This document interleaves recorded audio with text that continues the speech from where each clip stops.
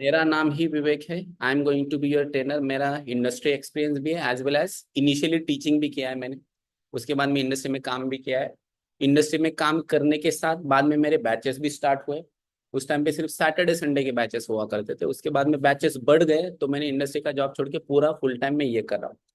The reason is that जब आप कोई कोर्स करते हैं या तो अगर आपको कुछ चीज सीखनी है तो जो मैं लेक्चर डिलीवर कर रहा हूँ इसके साथ it is also important to solve the doubts. और मेंटरशिप इज वेरी इंपॉर्टेंट, तो उसके लिए मुझे टाइम नहीं मिल रहा था, इसलिए मैंने इंडस्ट्री का जॉब छोड़ा। अब जो मैं कंपनी में अभी जो हमारा कंपनी है that is code spider technologies. तो हम ट्रेनिंग भी लेते एंड हम प्रोजेक्ट्स भी डेवलप करते, we have projects as well. ठीक है। तो जो हम बैच अभी स्टार्ट कर रहे हैं तो इस बैच का आइडिया DSML 46। अब ये DSML मतलब इनिशियली मैंने डेटा साइंस मशीन लर्निंग वहां से स्टार्ट हुआ। अब data science machine learning deep learning बाद में वेब भी आया, अब जनरेटिव AI भी आया, तो काफी सारे चेंजेस हुए लेकिन आईडी वही है DSML। So DSML stands for data science machine learning and 46 is the batch number. तो इससे पहले हमारे 45 बैचेस हुए। 45 चल रहा है, 44 चल रहा है, 43 खत्म हुआ जस्ट। वो खत्म होने के बाद आज आपका बैच स्टार्ट हुआ। वो परसों खत्म हुआ, आज आपका बैच स्टार्ट हुआ। तो ये 46th बैच है। तो इसलिए मैं आपको बोलूंगा दिस इज DSML 46।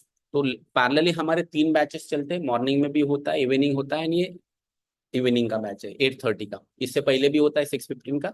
बट वो जो बैचेस है उनका सिलेबस थोड़ा सा आगे पीछे होता है। हमारा हर बैच 1-1.5 महीने के बाद स्टार्ट होता है। तो राइट नाउ ये जो बैच है वो अवेलेबल है। मॉर्निंग एंड इवनिंग दूसरा बैच वो अवेलेबल नहीं है। तो DSML 46 is your batch ID. दूसरी बात जो भी मैं आपको अभी बताने वाला हूँ तो this is what demo lecture. तो डेमो लेक्चर में मैं आपको इन जनरल थोरोली बताऊंगा व्हाट अबाउट द टेक्नोलॉजीज, कौन जा सकता है कौन नहीं जा सकता टेक्नोलॉजी में, ये भी क्लियर होगा। बाद में हम क्या सीखने वाले हैं, क्या नहीं सीखना वो भी क्लियर होगा, एज वेल एज आगे वाला पूरा flow.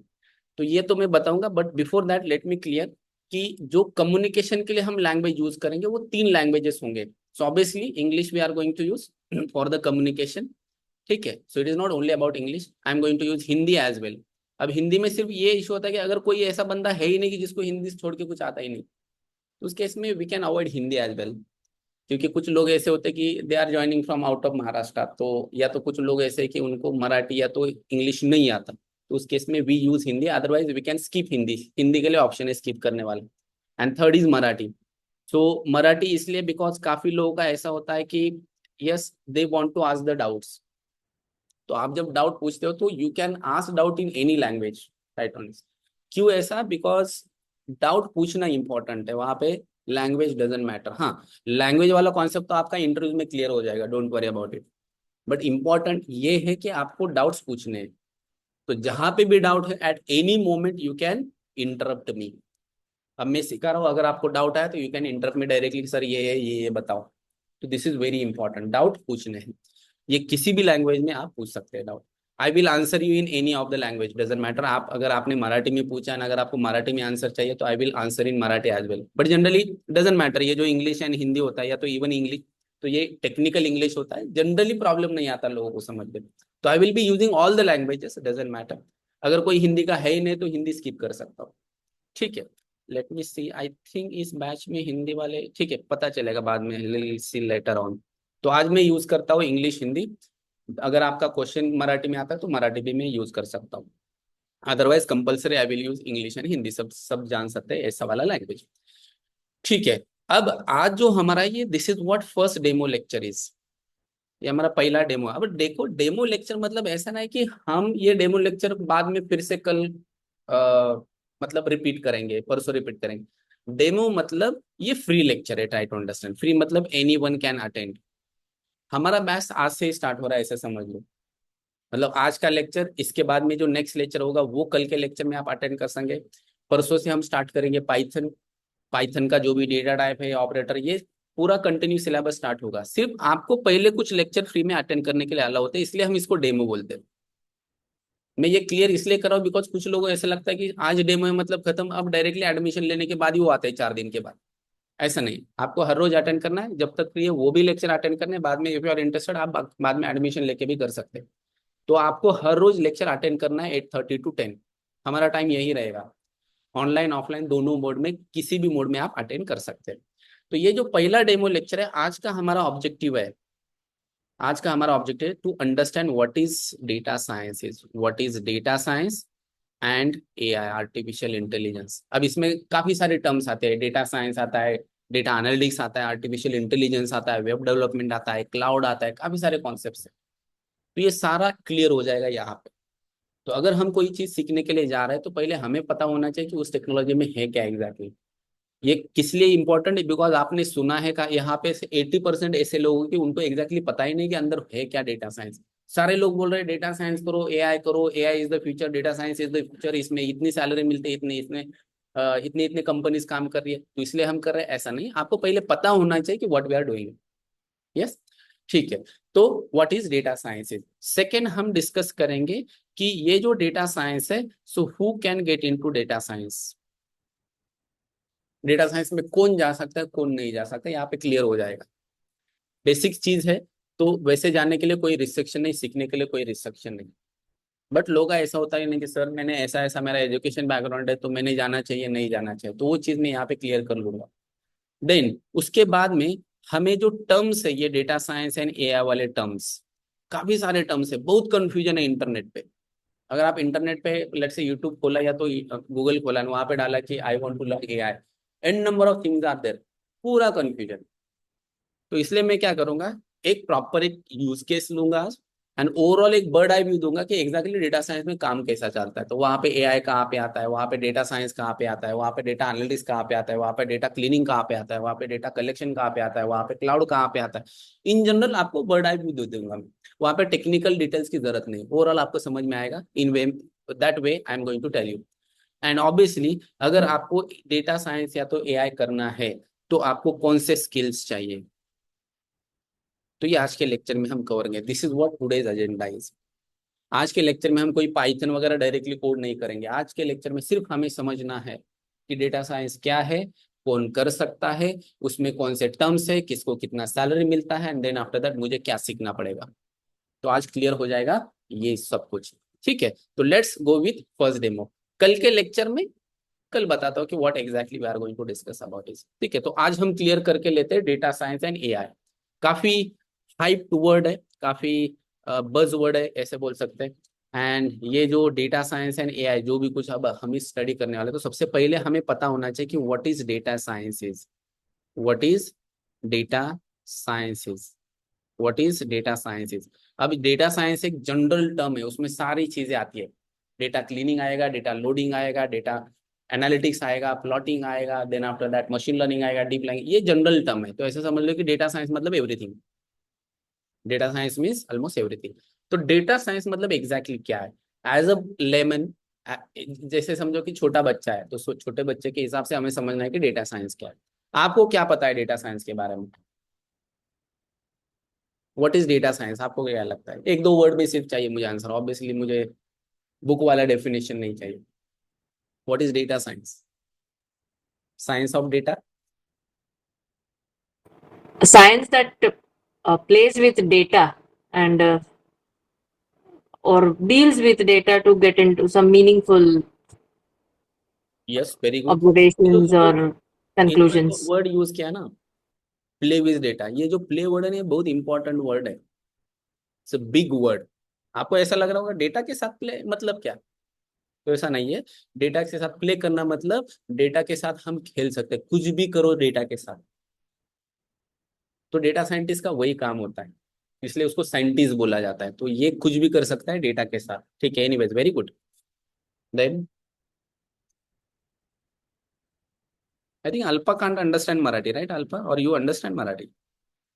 No, I don't understand Marathi, only English and Hindi. Okay, ठीक। हिंदी वाला ऑप्शन गया, हिंदी मतलब मुझे ऑप्शन गया मतलब हिंदी को निकालने वाला ऑप्शन गया, हिंदी यूज करना पड़ेगा। बाकी लोग data science. whatever data is available with us, with the organization, people, whatever. So, analyze the data and to build something which can give you a proper insights which will impact the business. Yes, very good. देखो यहाँ पे जो important word है ना, दो words है यहाँ पे, एक इंसाइट है और एक बिजनेस है। देखो हमें जो भी कुछ करना है ना, एक दिमाग में रखना कि डेटा साइंस इतना बूमिंग में क्यों है। क्योंकि इसके पीछे पीछे है पैसा, money. It's all about money. And money कहाँ से, पैसा कहाँ से आता है? बिजनेस से। तो ये जो बिजनेस करने वाले लोग हैं तो इन बिजनेस करने वाले लोगों को हम पैसा कमाने के लिए, यस, बिजनेस इंसाइट्स, या तो हम बोलते हैं उससे डेटा में से इंसाइट्स निकाल के देते हैं, and through that data they earn. अब ये कैसे अर्न किया जाता है वो depend on the industry. Let's say कि हमारे पास फाइनेंस इंडस्ट्री है, तो फाइनेंस में हम क्या करेंगे, लोगों का डेटा लेंगे एंड उस डेटा के बेसिस पे we are going to offer them loans. तो इससे हमारा जो फाइनेंशियल इंस्टीट्यूशन है वो कमा लेगा। वहां पे अगर किसी ने लोन लिया तो कमा लेंगे पैसे उसमें से। तो ऑब्वियसली अगर हमारा एनालिटिक्स अच्छा है, अगर हम उनको प्रॉपर इंसाइट दे कि ये जो आदमी है ना उसको ये ऑफर करो, ये जो आदमी है ना उसको EMI वाला ऑप्शन दे दो, ये जो आदमी है ना इसको ये वाला कार लोन वाला ऑप्शन दे दो, तो उससे अगर उनका बिजनेस बढ़ता है they are going to offer us a good salary, या तो एनीवे इससे वो पैसा कमाएंगे तो हमें पैसा आएगा। तो ट्राई टू अंडरस्टैंड, जब भी हम बोलते हैं ना बिजनेस, क्यों बोल रहे हैं? बिकॉज वो लोग हमें पैसा देने वाले। तो हमारे पास ऐसे स्किल होने चाहिए कि जिस इंडस्ट्री के लिए हम काम कर रहे हैं उनके पास एक डेटा है, उस डेटा को यूज करके उस इंडस्ट्री का बिजनेस बढ़ाना है, एंड वो बिजनेस बढ़ाने का काम हम लोग करें। ठीक है? तो कोई भी इंडस्ट्री ले लो, आजकल वो इंडस्ट्री किसके पीछे है? डेटा के पीछे। आप कोई भी इंडस्ट्री लो, सारे लोग डेटा के पीछे भागे हुए हैं। कोई भी ले लो, आप मेडिकल में भी जाते हैं ना, आपका मोबाइल नंबर लिया जाता है। क्यों लिया जाता है मोबाइल नंबर? वो डेटा का बिजनेस है, वो बेचा जाता है, या तो even they can use for their own purpose. कहाँ पे भी जाओ अननेसेसरी आपका डेटा लिया जाएगा, आपको पूछा जाएगा कहाँ पे है, क्या काम करे, something like that, because they know data is very valuable thing. इसलिए लोग बोलते हैं कि डेटा इज न्यू ऑयल। मतलब ऑयल में लोगों ने पैसा कमाया, अब लोग कमा रहे हैं डेटा में। You can see open AI किसके बेसिस पे पैसा कमा रहे हैं। यस, एलन मस्क, आपको आपको पता होगा किस बेसिस पे पैसा कमा रहा है? टेक्नोलॉजी के बेसिस पे। टेक्नोलॉजी सिर्फ डेटा पे चल, टेक्नोलॉजी इज डेटा ड्रिवन। तो इसलिए ये इंपॉर्टेंट वर्ड है बिजनेस। सो बिजनेस बढ़ाने के लिए हमें डेटा से इंसाइट्स देने हैं। अब जो मैं आपको एग्जांपल यहाँ पे लेने वाला आगे जाके एक्सप्लेन करने के लिए, तो example actually political data analytics का है। पॉलिटिकल डेटा एनालिसिस, हमारे काफी old students political data analysis में काम करते हैं, शायद यहाँ पे भी हो गए। तो पॉलिटिकल डेटा एनालिटिक्स में अब वो बिजनेस नहीं बोल सकते हैं। ऐसे मतलब अगर आप हम अकेले में बात करेंगे तो मैं इसको बिजनेस बोल सकता हूँ, ओपनली इसको बिजनेस नहीं बोल सकते पॉलिटिक्स को। तो ये जो पॉलिटिक्स वाले लोग हैं ना, इनको डेटा चाहिए होता है। कौन जीत के आएगा, किसको टिकट देना है, किसको टिकट नहीं देना है, असेंबली इलेक्शंस हो या तो आपके लोकसभा इलेक्शंस हो, तो उसके लिए डेटा लगता है। तो उनके पास भी ऐसे लोग होते हैं, शायद आपने सुने होंगे उनके नाम से, पिछले कुछ दिनों में तो काफी वायरल है वैसे नाम। तो हर एक पार्टी के पास उनका डेटा साइंस का टीम होता है। टीम छोड़ो, कंपनी है उनका खुद, IT सेल्स बोलते हैं उसको। कोई भी ले लो, हर जगह पे डेटा चाहिए। तो बेसिकली बिजनेस इंसाइट्स। तो वैसे पॉलिटिकल डेटा है तो पॉलिटिकल इंसाइट चाहिए मुझे, कि पुणे में मुझे, लेट्स से कि मेरी एक पार्टी है पुणे में, मुझे किसी को टिकट देना है, तो किसको दे दूं टिकट? ऐसे नहीं किसी को बांटते टिकट, नहीं, ऐसा नहीं होता। एक आदमी बीच में आएगा, इतना सारा पैसा नहीं, वो नहीं जीत के आ सकता तो उसको नहीं टिकट दिया जाता। तो पहले सर्वे किया जाता है, उसको एनालाइज किया जाता है कि इसको इसको अगर टिकट देंगे तो ये जीत के आएगा कि नहीं आएगा। तो इसके ये क्या है? बिजनेस इंसाइट है। Very good. Then data science. Science क्यों बोलते होगे? या तो डेटा साइंस में जो एक डेजिग्नेशन है उसका नाम है डेटा साइंटिस्ट। बाकी कहाँ पे भी देखो IT में ऐसा कोई भी डेजिग्नेशन नहीं कि जिसको साइंटिस्ट बोला जाता है। साइंटिस्ट, क्योंकि यहाँ पे डेटा साइंस में जो हम काम करते हैं ना, इट्स काइंड ऑफ हमें हमारा खुद का दिमाग बहुत ज्यादा यूज करना पड़ता है। आपको शर्लॉक होम्स पता है? शर्लॉक होम्स सुना है? एटलीस्ट बॉयज ने तो सुना होगा शर्लॉक होम्स। शर्लॉक होम मतलब एक डिटेक्टिव है, उसके सीरीज है, काफी पुरानी सीरीज है। तो वो डिटेक्टिव है। तो डिटेक्टिव मतलब अगर कहाँ पे भी क्राइम होता है तो वो जो वेस्टर्न कंट्रीज वाले जो लोग हैं, मतलब पुलिस वाले लोग हैं, तो उसको हायर करते, वो जाता है वहां पे एंड डिटेक्ट करता है कि क्राइम किसने किया है। वो जो काम करता है ना, वो क्या काम करता है, छोटी छोटी चीजें के ऊपर it is going to find out क्या वहां पे अगर 2 चाय के कप है तो इसका मतलब 2 लोग बैठे थे। चाय का कप अगर गर्म है तो इसका मतलब अभी अभी वो वहां पे थे, 2-5 मिनट पहले वो निकल चुका है, समथिंग लाइक छोटी छोटी इंसाइट्स। तो वो क्या कर रहा है? खुद का दिमाग यूज कर रहा है, खत्म। हमें भी वही करना है डेटा के साथ। अगर आपको कोई डेटा दिया गया तो आपके दिमाग में घूमना चाहिए कि इस डेटा में से मैं क्या यूज कर सकता हूँ। मैं इस डेटा पे से ऐसा कौन सा इंसाइट निकालूं सो दैट मेरे कंपनी को इसका फायदा हो। अगर कंपनी को फायदा होता है आपके कारण, तो कंपनी आपको कितने भी पैसे देने के लिए तैयार है। पैकेज का लिमिट ही नहीं है data science, there is no limit, पैसे कितने भी ले सकते हैं आप। तो जो जो भी हम डेटा से इंसाइट निकालते हैं ना, ये पर्सन टू पर्सन डिपेंड होता है। ऐसा नहीं कि कुछ प्री स्टैंडर्ड और प्री डिफाइंड स्टेप्स है। अगर प्री डिफाइंड स्टेप्स है तो उस केस में ए आई विल रिप्लेस इट। तो ये कोई प्री डिफाइंड स्टेप नहीं, डेटा चेंज हुआ, आपका थिंकिंग चेंज कि मैं क्या कर सकता हूँ क्या नहीं कर सकता। अब ये थिंकिंग के लिए कोई भी एजुकेशनल बैकग्राउंड की जरूरत नहीं है। एनीवेज मैं उस टॉपिक पे आऊंगा। अब मैं आपको बताता हूँ from my perspective what is data sciences. तो एज अ लेमन, अगर छोटा बच्चा भी है वो भी समझ सकता है कि व्हाट इज डेटा साइंसेज। ठीक है। अब डेटा साइंस क्या है ये समझने के लिए आपके पास स्मार्टफोन होना चाहिए। आपको पता होना चाहिए कि स्मार्टफोन में कौन से एप्लीकेशंस है। तो ये एप्लीकेशंस पहले आपको पता होना चाहिए कि कौन से। ऑब्वियसली सब लोगों के पास मोबाइल फोन है, सब लोग एप्लीकेशन यूज करते हैं। कौन से एप्लीकेशन यूज करते हैं? जैसे फॉर एग्जाम्पल आप अमेजोन यूज करते हैं ऑनलाइन शॉपिंग के लिए, और कौन सा है? फ्लिपकार्ट है। ऐसे बहुत सारे, मैं दो चार ही लिखता हूँ। सो this is category of application जहाँ पे हम क्या करते हैं? ऑनलाइन शॉपिंग करते हैं। ये वाले ऐप से आपके पास। सेकेंड, आपके पास फूड डिलीवरी वाले ऐप्स है। कौन कौन है? जोमेटो इज देयर, स्विगी है, ब्लिंकिट, स्विगी जेप्टो। भी है। जेप्टो फूड डिलीवरी करता है जेप्टो? हाँ, मैं काइंड ऑफ, मतलब ये दोनों में से कहाँ पे तो आएगा। Yes correct. देन उसके बाद में हमारे पास ऐप्स है। कौन से ऐप्स है? जैसे taxi booking, online taxi booking, जो जनरल हमें बहुत उबर, ज्यादा ओला। यूजफुल है वो। Then after that social media apps. Social media में क्या आएंगे? लेट्स से कि YouTube is there, Insta is there. Yes. और एक मैं आपको बताना चाहता हूँ, वो सोशल मीडिया नहीं लेकिन गूगल का ऐप है, very amazing app, that is map, Google map. वो सोशल मीडिया नहीं लेकिन सर इसका टॅक्सी नहीं मध्ये लेते हैं। ओला आणि उबेर येईल ना सर? बोलो। टॅक्सी मध्ये ओला आणि उबेर येईल ना सर यस टॅक्सी यस, मध्ये? ओला उबर आपका आएगा इसमें, टैक्सी बुकिंग या ओला उबर, यहाँ पे लिखा ही नहीं मैंने। ओला उबर और कुछ तो रैपिडो, रैपिडो ना, रैपिडो है ना, रैपिडो समथिंग लाइक ऐसे कुछ। ब्ला पण येईल.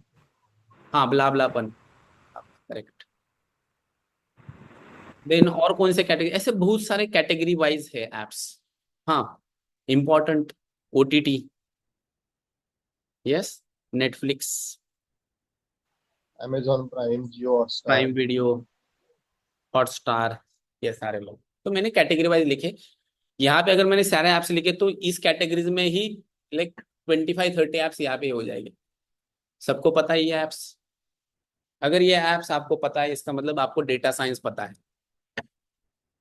मतलब क्या करता है वो पता है, अंदर क्या हो रहा है अभी तक आपको नहीं पता। जब वो आपको पता चलेगा तब आपको लोग as a data scientist hire करेंगे। आपको सिर्फ अब क्या हो रहा है ऊपर से पता है कि एग्जैक्टली ये लोग काम कैसे करते हैं। Let me give one by one example. अब ये सबको पता है कि Amazon, Flipkart, how they earn. देखो हम क्या कर रहे हैं, हमें ये समझ में आना चाहिए कि लोग कैसे कमा रहे हैं। बिजनेस वाले, ऑब्वियसली यही लोग हमें काम देने वाले। ये अगर आप देखोगे तो ये ऐसी कंपनीज है कि विद इन 10 ईयर्स, 10 भी नहीं, विद इन 5, जब वो मतलब स्टार्ट हुए उसके बाद में 5 साल के अंदर ये यूनिकॉर्न कंपनीज बन चुके। इसमें से most of the companies unicorn company, मतलब कौन सी कंपनी? जिनका वैल्यूएशन $1 बिलियन से ज्यादा है। $1 बिलियन आज होता है 9,400 crore of rupees. 9.5 crore, sorry 9,400 इतना बड़ा वैल्यूएशन है। ये इंडिया मतलब यूनिकॉर्न्स का यूनिकॉर्न है। इतने सारे यूनिकॉर्न कंपनी, ये सारे कंपनीज जो है ना यूनिकॉर्न कंपनी, ये पिछले 5-10 साल की है। यानी ये सारे कंपनीज है ना, ये डेटा के बेसिस पे काम करती है। ये सारे चल रहे डेटा के ऊपर। कोई भी आपको कंपनी नहीं देखेंगे कि फार्मा सेक्टर में यूनिकॉर्न बनी। कोई भी कंपनी आपको ऐसे नहीं देखेगी पावर सेक्टर में यूनिकॉर्न बनी। ये सारे कंपनीज ऐसे है कि जो डेटा के ऊपर काम करती है। अब कैसे बताता हूँ वन बाय वन। पहले अमेजॉन, फ्लिपकार्ट, क्या लगता है आपको ये पैसे कैसे कमाते हैं?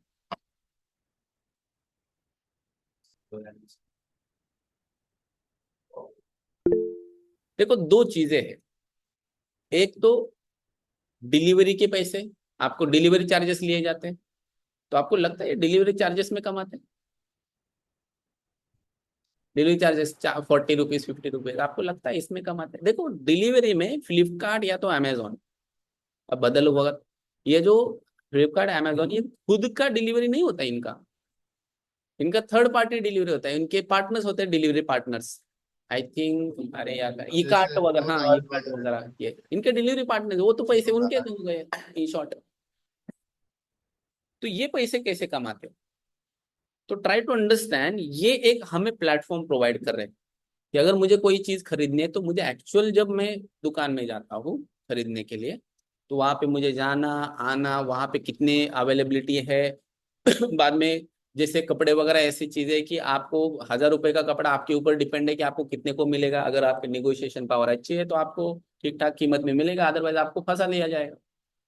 N number of things are there, ये उन्होंने ब्रेक कर दिया। उन्होंने क्या बोला, आपको जो चाहिए आप डालो, आपको सब कुछ मैं अवेलेबल करके दूंगा। अगर कोई चीज यहाँ पे नहीं मिलती, लेट से दिल्ली में मिलते, वो वहां से लाके देंगे, तो बैरियर खत्म, हमारे लिए अच्छा हुआ। बट ये कैसे कमाएंगे? तो देखो यहाँ से स्टार्ट हुआ उनका बिजनेस।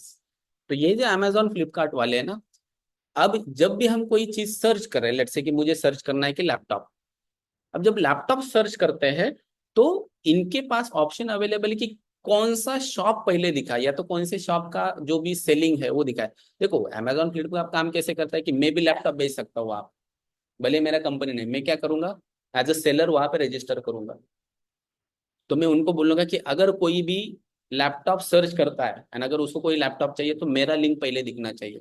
क्यों? क्योंकि हमारा टेंडेंसी होता है जो पहले लिंक वहां पे क्लिक करो, परचेस खत्म हो गया मेरा से। तो मैं क्या बोलूंगा अमेजोन फ्लिपकार्ट वालों को कि ये ले ले पैसे, मेरा लिंक पहले दिखना चाहिए, मेरा लिंक पहले दिखना चाहिए। क्या ये एडवर्टाइजमेंट है इनडायरेक्टली? तो काफी बार आपको स्पॉन्सर्ड लिंक्स दिखते हैं वहां पे, sponsored links, this is how they earn. And ये अमेजोन फ्लिपकार्ट, ऑब्वियसली अब ये तो सब लोग करेंगे उस केस में, लेकिन इनका जो प्लेटफॉर्म है, ये प्लेटफॉर्म इतना बढ़िया है ना, आपको हर एक चीज वहां पे मिलेंगे, एज वेल एज इनका जो रिकमेंडेशन सिस्टम है ना, ये भी तगड़ा रिकमेंडेशन है। मीन्स व्हाट, अगर आप लैपटॉप परचेस करते तो आपको प्रॉपरली बताएंगे ये लैपटॉप खरीदा, अब ये बैग भी खरीदो। तो आपको लगता है कि जो मुझे चाहिए वो इनके पास है, दना खरीद लेते हैं चीजें, उनका भी सेल हो जाता है, आपको भी लगता है कि ये बेस्ट प्लेटफॉर्म है। अब मुझे बताओ, अगर आप लैपटॉप खरीदोगे एंड वहां पे बाद में आपको रिकमेंडेशन आएगा कि ठीक है अब आप क्या करो, आप है ना चेयर खरीद, नहीं चेयर भी रिलेवेंट होगा, ऐसे पौधा खरीदो, फ्लावर पॉट खरीदो, तो आप बोले क्या है मैं लैपटॉप ले रहा हूँ, ये क्यों ऐसे पूछ रहा हूँ? तो अगर उनका रिकमेंडेशन ठीक नहीं आया तो हम बोलेंगे ये प्लेटफॉर्म अच्छा नहीं। लेकिन अमेजोन फ्लिपकार्ट में ऐसा नहीं होता, जब भी हम कोई चीज खरीदेंगे तो वो नेक्स्ट चीज ऐसा परफेक्ट बताएंगे कि हमें लगेगा कि वो खरीदना ही चाहिए। तो ये रिकमेंडेशन सिस्टम इज व्हाट, इसके पीछे डेटा है। उनको पता है कि कोई, कुछ लोग अगर लैपटॉप खरीदते हैं तो उनका पैटर्न क्या है बाद में चीजें खरीदने का, उनको क्या लगता है, उनको ऑलरेडी पता है। अगर आपको स्पॉन्सर्ड लिंक चाहिए तो ऑब्वियसली वैसा एडवर्टाइजमेंट भी होना चाहिए, तो किसको क्या दिखाना है ये भी उनको पता है। अगर इनके इनके यहाँ पे जो डेटा साइंटिस्ट काम करता है उसने अगर गड़बड़ कर दी तो हम इस प्लेटफॉर्म को यूज करना बंद करेंगे। वैसे एग्जांपल भी मैं आगे जाके बताता हूँ कि जिन जो कंपनीज जिन्होंने डेटा यूज नहीं किया वो कंपनीज बंद हो गई। यस, तो ऐसे एग्जांपल बताऊंगा आगे जाके। ठीक है, तो अमेजोन फ्लिपकार्ट ऐसे कमाता है। सो कैन आई से कि दे आर यूजिंग डेटा? अगर उनके पास डेटा नहीं है तो वो रिकमेंडेशन नहीं दे सकते, उनका सेल कम होगा, अगर वो सेल कम होगा तो सेलर्स भी कम हो जाएंगे, सेलर्स कम हो जाएंगे तो कस्टमर्स भी कम हो जाएंगे, ultimately business down. Simple example. वैसे ही आप फूड डिलीवरी का ले लो, फूड डिलीवरी कैसे कमाता है जोमेटो? सेम चीज, अगर आप कोई सर्च करते तो रेस्टोरेंट में आता है ऊपर, मेरा रेस्टोरेंट है, मैं बोलूंगा मेरा रेस्टोरेंट ऊपर आना चाहिए, ले ले पैसे, खत्म। क्यों मैं जोमेटो को पैसे दे रहा हूँ? बिकॉज मुझे पता है कि उनका प्लेटफॉर्म अच्छा है, लोग उनका प्लेटफॉर्म यूज करते हैं। कस्टमर उनका प्लेटफॉर्म क्यों यूज कर रहा है? बिकॉज उनको पता है कि यहाँ पे बढ़िया से मुझे सारी चीजें मिल जाती है, इनके रिव्यूज अच्छे हैं, सब कुछ जेन्युइन है। ये तभी हो सकता है अगर पीछे बैठा हुआ डेटा जो है ना वो प्रॉपरली सामने आ जाए, पीछे जो डेटा बन रहा है उसको प्रॉपर हैंडल करने वाली टीम हो, आदमी हो। अगर उसने गड़बड़ किया, अगर आप सर अजून सर्च करें आपको कुछ भी रेकमेंड हो रहा है तो खत्म। यस बोलो। सर अजून एक गोष्ट आहे, जेव्हा आपण इंस्टाग्राम आपलं सॉरी आपण अमेझॉन किंवा फ्लिपकार्ट वरती कोणती गोष्ट बघतो किंवा विश लिस्ट करतो तिला, तर हाँ। ती कंटिन्यू ना आपल्याला सोशल मीडियावरती ना ऍड शो करते यस। त्या गोष्टीचे. यस। ते सायकोलॉजिकल आहे थोडस पण तो नहीं डेटाच आहे एक्चुअली, एक. एक्चुअली और एक चीज आप ऑब्जर्व करो, ये जो है ना एक्चुअली, जब भी हम कुछ चीज करते हैं ब्राउजर पे करो या तो ऐप में करो, your mobile phone is always listening to you. And जो लोग एंड्रॉयड यूज करे तो खत्म, आप सोच लो कि आपका कोई प्राइवेसी नहीं। लेट्स से कि if you are using Android phone, Android मतलब गूगल का है, गूगल के पास आपका सारा डेटा है। अब सारा डेटा है मतलब आपके मोबाइल में जो डेटा है वो नहीं, आपका माइक्रोफोन का भी एक्सेस उसके पास है, आपका कैमरे का भी एक्सेस उसके पास है, उसके साथ उसके पास आपका सब कुछ है। तो कभी आप ऑब्जर्व करना, अगर आप ये हर एक ऐप को कुछ परमिशन देते हैं ना, आपको ऐप डाउनलोड करने के बाद परमिशन आते हैं कि अलाउ माइक्रोफोन, क्यों जरूरत है उसको माइक्रोफोन की, लेकिन हम ओके बोलते हैं बिकॉज हमें ऐप यूज करना है। अब वो क्या करता है, that is continuously in listening mode. तो लेट्स से कि अगर हम दोस्त बैठे हुए हैं यहाँ पे एंड वी आर टॉकिंग कि अरे मतलब काफी दिन हुए गोवा घूमने के लिए जाते, ऐसे ही जनरल टॉक हुआ है, उसके बाद में हम घर गए, बाद में हम कुछ तो काम कर रहे हैं, आपको ब्राउजर में गोवा ट्रिप प्लान करो, most visited places in Goa, यही देखने के लिए मिलेगा। आप ऑब्जर्व करो, you are completely expose to the internet. इसलिए लोग आईफोन यूज करते हैं। अब आईफोन ठीक है, मतलब वैसे काफी प्राइवेसी है, data privacy, and that is why people are using iPhone. Android use करे तो मतलब बहुत डेंजरस। हाँ बोलो। यस सिद्धि। ठीक है, so food delivery app same recommendation, taxi booking, taxi booking में तो और इंटरेस्टिंग चीज है, मतलब ये तो है ही कि किसको पहले राइड जाएगा, ये तो है ही, लेकिन उसके साथ और एक इंटरेस्टिंग चीज है। आपने कभी ऑब्जर्व किया, लेट्स से कि आप ओला बुक कर रहे हो, यस ओला बुक कर रहे हैं एंड सडनली उस टाइम पे जब बुकिंग चल रहा है, उस टाइम पे आपने देखा कि इतना इतना प्राइस है, तो आपने क्या किया, ओला बंद किया, उबर को गया। आपको लगा अरे उबर तो और 50 रुपए ले रहा है, ये करने तक बारिश स्टार्ट हुई, तो आपको लगा अरे उबर और 50 रुपए लगेगा, फिर से वापस आएगा ओला को, एंड ये करने में 5 मिनट गए, उस बीच में आ गई बारिश। अब अगर पहले ओला आपको 400 रुपीज दिखा रहा था एंड बीच में अगर बारिश आ गई, 5 मिनट में ये price hikes up to 600 rupees. कभी ऑब्जर्व किया है क्या? क्यों? अब कहने से कि अगर बारिश आ रही है मतलब लोगों के पास ऑप्शन नहीं, कुछ भी करो, अब 400 क्या वो 600 भी देगा, लेकिन वो बोलेगा मैं कैब से जाऊंगा, ऐसे नहीं जा सकता, ना पब्लिक ट्रांसपोर्ट ठीक से मिलेगा, ना बाइक से जा सकता हूँ। ये बिजनेस समझता है ओला या तो उबर, टैक्सी बुकिंग वाला। अब उनको समझ में आता है कि बारिश चालू है, डिमांड बढ़ गया, डिमांड बढ़ने वाला है, तो डिमांड बढ़ेगा तो ऑब्वियसली वही टाइम है इनका पैसा कमाने का, ओला उबर का। वो पैसे इसमें कमाते हैं, जनरल राइड में उनको ज्यादा पैसे नहीं मिलते, पैसे ये पीक आवर्स में, जैसे वर्किंग आवर्स सुबह शाम, उसमें ज्यादा पैसे मिलते हैं। ऐसे अगर सडनली कोई बारिश या तो ऐसा कुछ होता है, कहाँ पे एक्सीडेंट वगैरह होता है, तो उस केस में उनके प्राइस बहुत हाई ऊपर चले जाते हैं।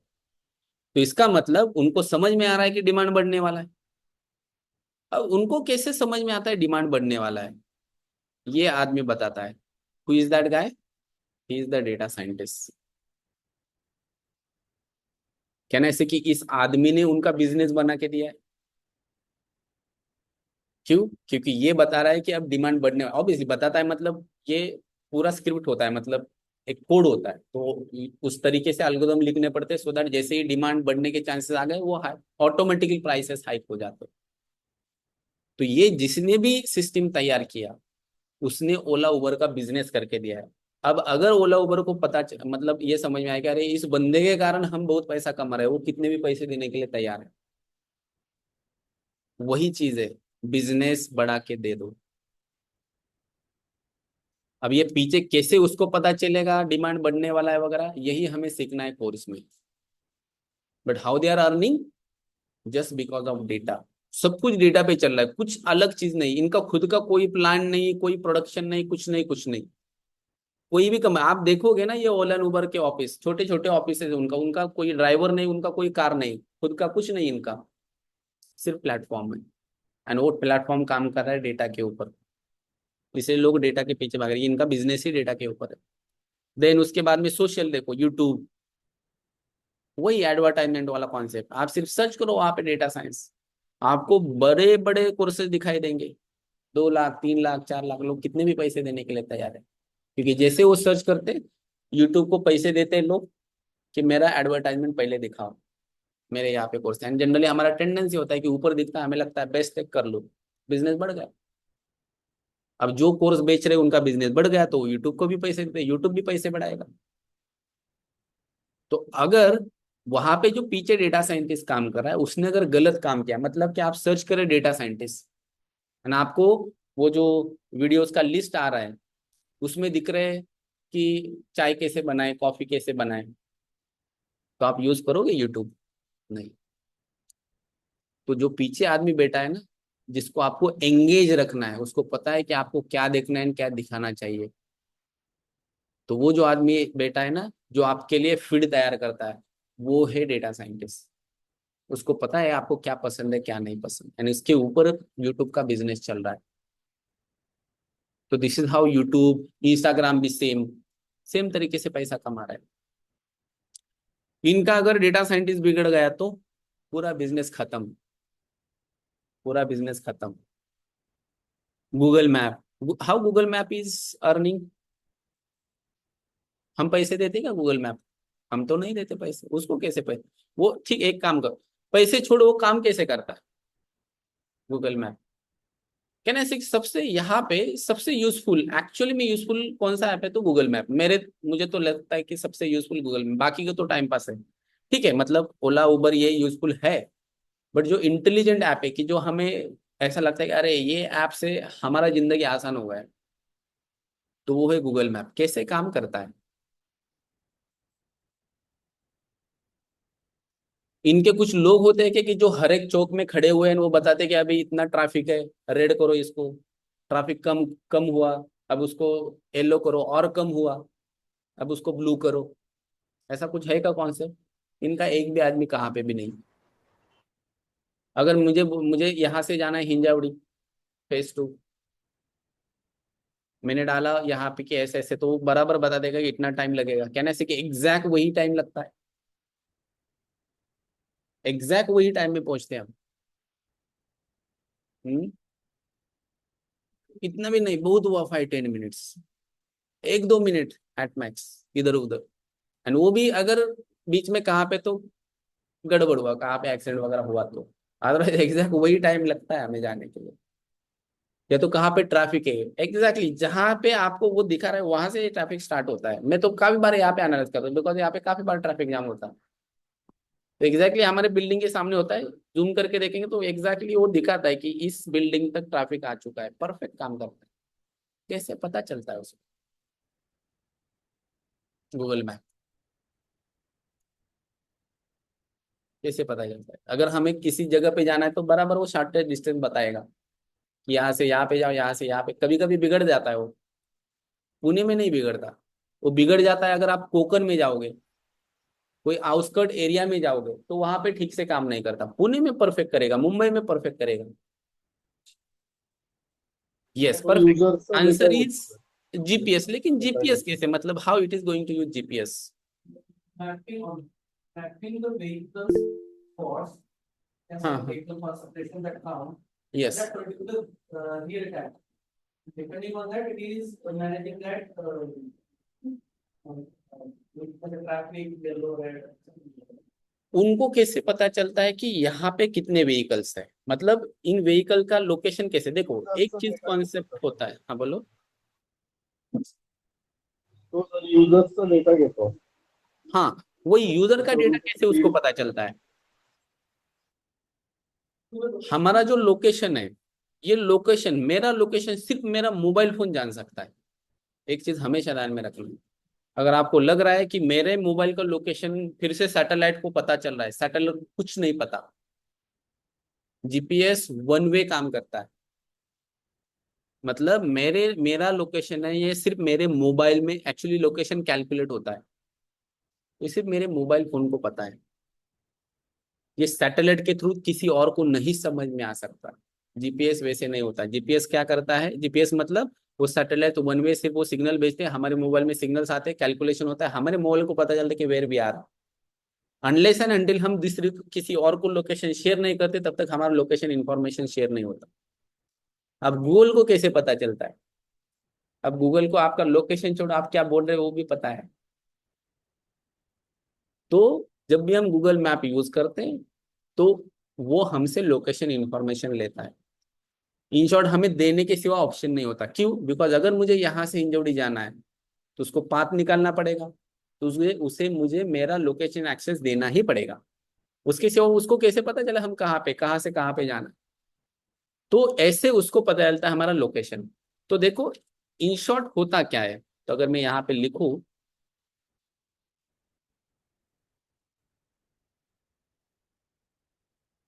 तो इन शॉर्ट अगर मैं लिखूं तो हमारा जो सिस्टम है ये ऐसे काम करता है। तो लेट्स से फॉर एग्जांपल ये एक स्क्वायर है, यहाँ से कार आ रही है, यहाँ से कार आ रही है, यहाँ से कार आ रही है, यहाँ से कार। अब यहाँ पे बहुत सारे कार्स है, तो हर एक कार में मोबाइल फोन होता है। अब लगभग हर एक कार में जीपीएस सिस्टम भी है खुद का। तो ये जो जीपीएस इंफॉर्मेशन है ये गूगल क्लाउड पे रहता है। गूगल क्लाउड मतलब गूगल के सर्वर पे। तो ये कंटिन्यूसली हमारा मोबाइल फोन इनको लोकेशन इंफॉर्मेशन भेजता रहता है। अब गूगल पे यहाँ पे ये जो इन्फॉर्मेशन है ना, उनको कोऑर्डिनेट जाते हैं कि आप कहाँ पे हो। अब गूगल पे यहाँ पे लोगों ने लिख के रखे हुए अल्गोरिदम्स। कैसे अल्गोरिदम? कि अगर इस जगह पे या तो स्पेसिफिक जगह पे कुछ कार से some set of people over there या तो set of cars over there, उनका लोकेशन काफी देर से चेंज नहीं हुआ है, ऑलमोस्ट स्टॉप, तो ये इनको पता चलेगा यहाँ पे ट्रैफिक कंजेशन हो चुका है। तो वैसे एल्गोरिदम उन्होंने लिखे हैं, तो उसके हिसाब से वो कलर बढ़ा देंगे। पिछले 5 मिनट से लेट से कार हिले नहीं जगह से, तो ये कर देगा ब्राउन। थोड़ा बहुत हिलने लगे तो ये थोड़ा सा क्या करेंगे, येलोइश कर देंगे, या तो थोड़ा सा डार्कनेस कम कर देंगे, इसका रेड वगैरह कर देंगे। और ज्यादा स्पीड से ट्रैवल करने लगे तो ये येलो से निकाल देगा, अब वो ब्लू कर देगा। तो वैसा अल्गोरिदम यहाँ पे लोगों ने लिखा है। तो कहने से कि ये लोग किसके बेसिस पे ये कर रहे हैं? आपके लोकेशन के बेसिस पे, मतलब लोकेशन के डेटा के बेसिस पे। अब मुझे बताओ यहाँ पे गूगल मैप में जो आदमी बैठा है, अगर उसको ये डेटा ही हैंडल नहीं करना आता, उसने अगर गड़बड़ कर दी, तो हम लोग यूज करेंगे क्या गूगल मैप? नहीं यूज करेंगे। तो इसलिए ये आदमी चाहिए, इसलिए गूगल कितना भी पैसा देता है उनके डेटा साइंटिस्ट को, कितना भी मांगो। देन अब और एक मैंने आपको बताया था कि ये कोकन में काम नहीं करता, कोकन या तो आउटस्कर्ट्स में। क्यों? क्योंकि वहां पे ये इंफॉर्मेशन जाता नहीं, वहां पे बहुत कम लोग हैं, इसलिए वहां का डेटा है ही नहीं पास गूगल के पास। अगर डेटा नहीं तो कितना भी बड़ा डेटा साइंटिस्ट है कुछ नहीं कर सकता, इसलिए कोकन में कुछ भी दिखाएगा वो आप।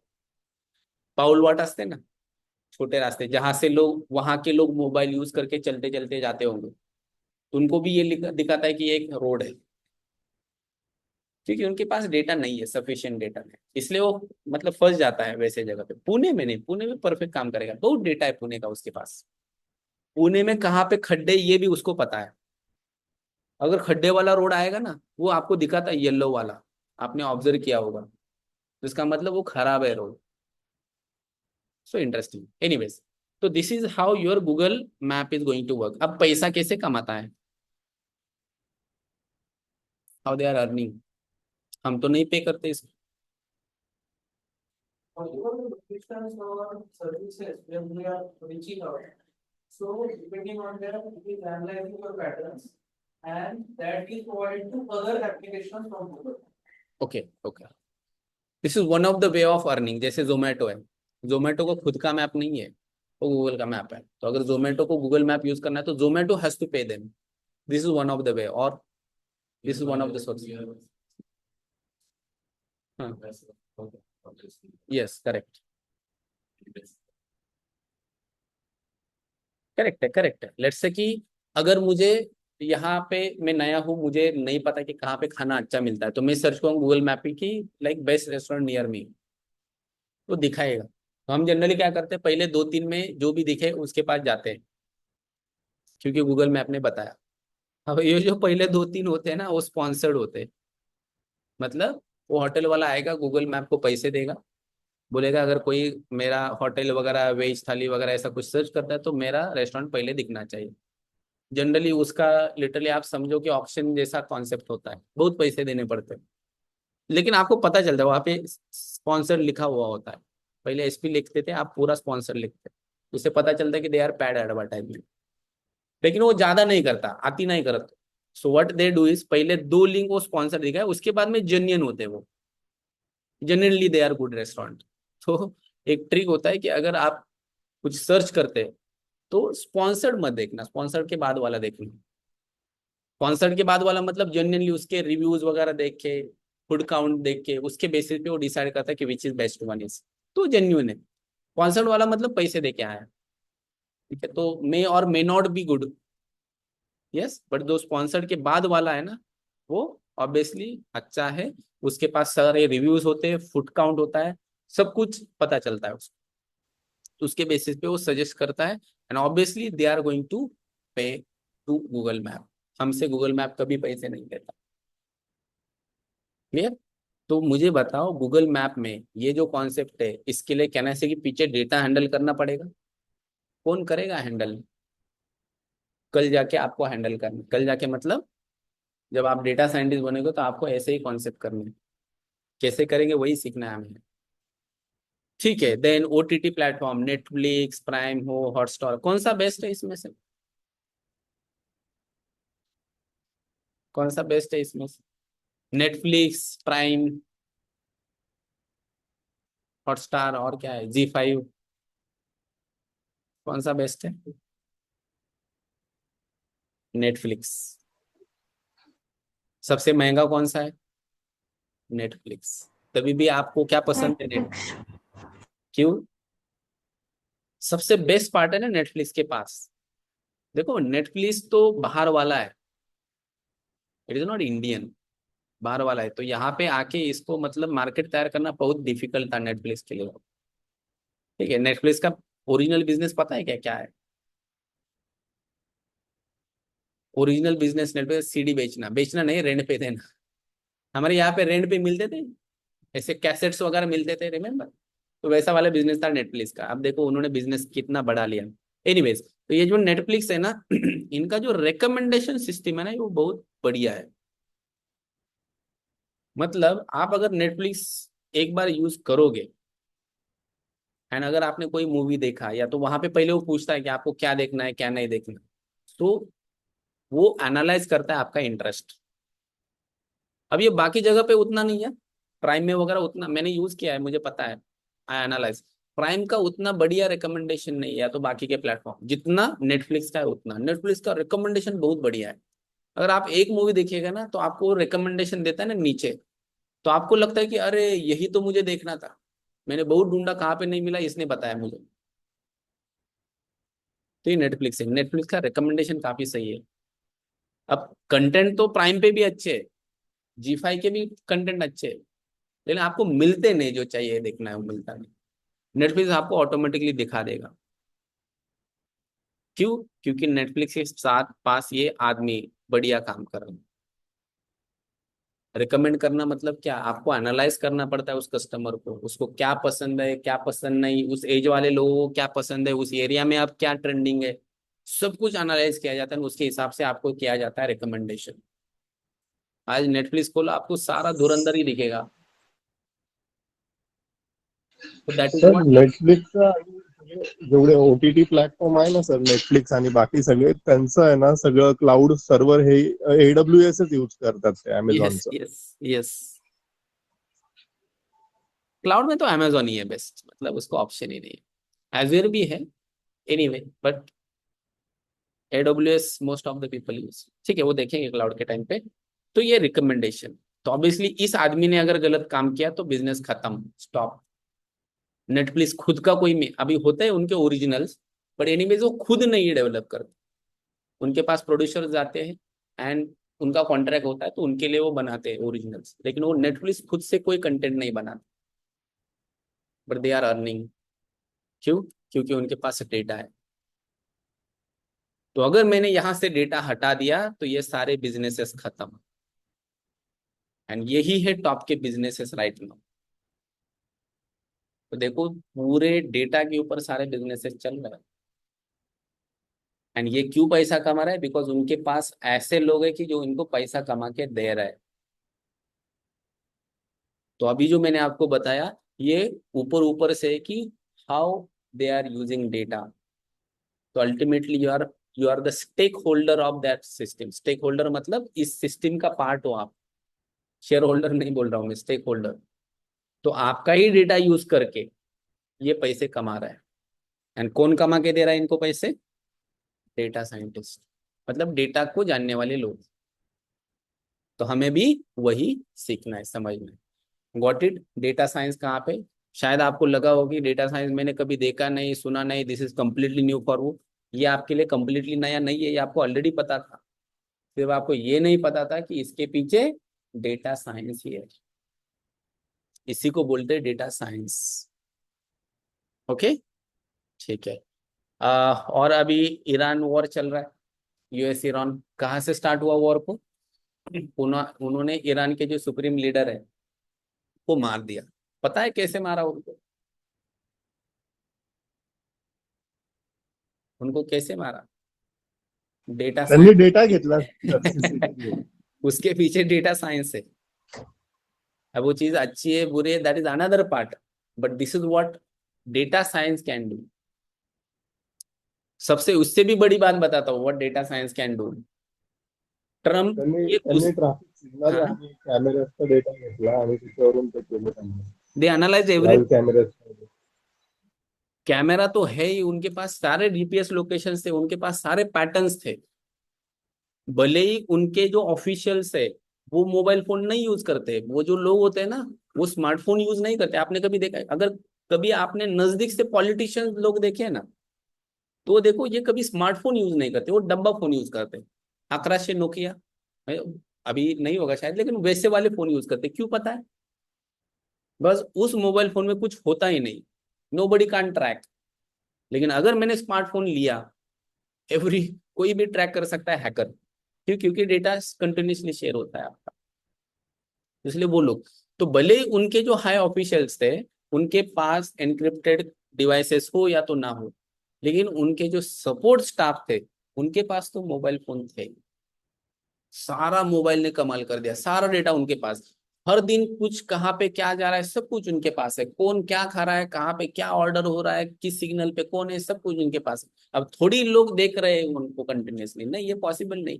That is been analyse through data. Last time Israeli पण पेजर ब्लास्ट केला होता त्याचा डेटा घेऊन पेगासिस, पेजर ब्लास्ट केला होता. उनका उनका तो ऐप भी है पेगासिस, पता है? कंट्रोवर्सी। एनीवेज उसके ऊपर ज्यादा नहीं बोलेंगे, ठीक है। तो this is what can happen through data. तो उनके यहाँ पे अगर मुझे बताओ, उनके जो डेटा साइंटिस्ट हैं अगर उन्होंने गलत मतलब इंसाइट निकाला होता कि वो जो भी सुप्रीम लीडर है वो यहाँ पे नहीं वो वहां पे है, खत्म ना। उसके बाद में वो कभी नहीं मिलते उनको। इनके इसके लिए उन्होंने पिछले 15-20 साल का डेटा एनालाइज किया है। एक दिन की बात नहीं है, कितना ज्यादा डेटा होगा। कैसे लेवल के डेटा साइंटिस्ट हो गए यहाँ पे। बराबर उन्होंने लोकेशन निकाला, एग्जैक्टली पिन पॉइंट लोकेशन पे उन्होंने मिसाइल डाल दिया। यस। और उससे भी बड़ी बात मैं आपको बताता हूँ, ट्रम्प दूसरी बार प्रेसिडेंट बने। पहली बार कब बने थे? पहली बार ट्रम्प कब बने थे? 2016 में। वहां पे 4 साल में इलेक्शंस होते हैं। तो पहली बार ये बने थे 2016 में। पता है कैसे बने थे? जब ट्रम्प प्रेसिडेंट बने 2016 में, 8 नवंबर 2016 उसके आसपास ये आया था रिजल्ट। मुझे इसलिए याद है बिकॉज उस टाइम पे हमारे यहाँ पे नोटबंदी हुआ था। उसके आसपास वाली ये चीज है।